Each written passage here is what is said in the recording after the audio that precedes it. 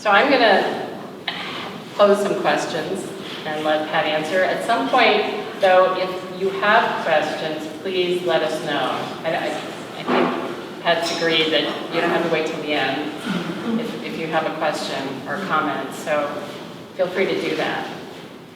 So in reading about Pat's work, I discovered that she has long been doing work that's about language and writing, even though that may not be as evident when you look around at these works.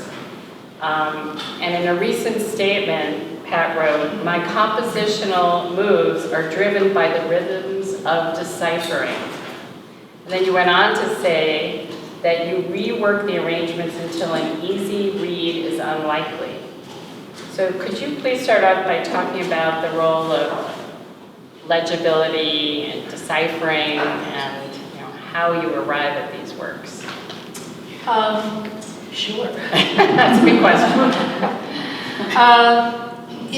It's, I think, Rachel's correct in assuming that there's a departure here from past work. I've had a central interest in language for many, many years.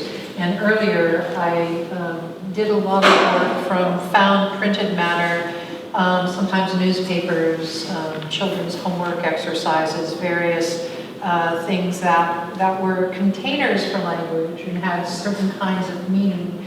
But I was interested in everything around it, and in kind of what the artist Hannah Garfloven, a German artist that I followed for quite a long time, called the look of information rather than information itself. This idea about deciphering has fascinated me. You know, you see a page of text and, lines, positive, negative shapes, characters on a field, and out of that, somehow our brains are, equipped to see everything. There's the future, there's fantasy, there's the past, there's all kinds of information. So, just how we do that has been key for me. I spent some time hanging out with poetry people and dealing with sound and rhythm as kind of a way towards meaning, rather than actually the way language delivers meaning itself or said to. I think language is central, but it's a really unreliable ally as we try to figure out the world.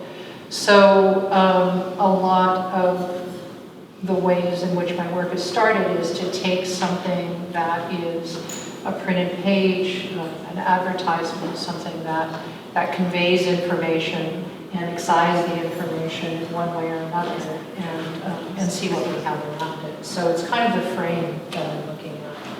I don't know if that So it's puts you anywhere. Is it a method of subtraction then, since you're removing things, right? In a certain sense.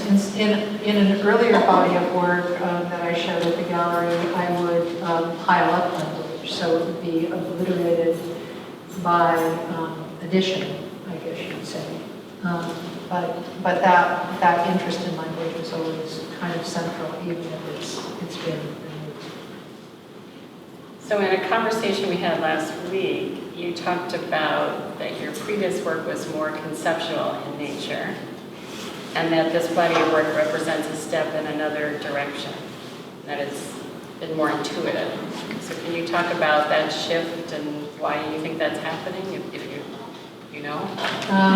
I don't know that it's more or less conceptual in nature, actually. But I think that this work is less programmatic because I've, in the past, worked more obviously from systems and some kind of set of procedures. So I'll have a set of sources that I'm looking at, and then take them through certain steps and come up with a variety of the finished works or these different iterations that happen kind of because they've gone through these programmatic steps. And I wanted to leave that way of working. I wanted to come up with, or to start working in a way that was less programmatic, and in which, well, with systems, you don't know what the outcome's going to be. You get a variety of things that surprise you. But I was looking much more to go into some unknown territory for myself.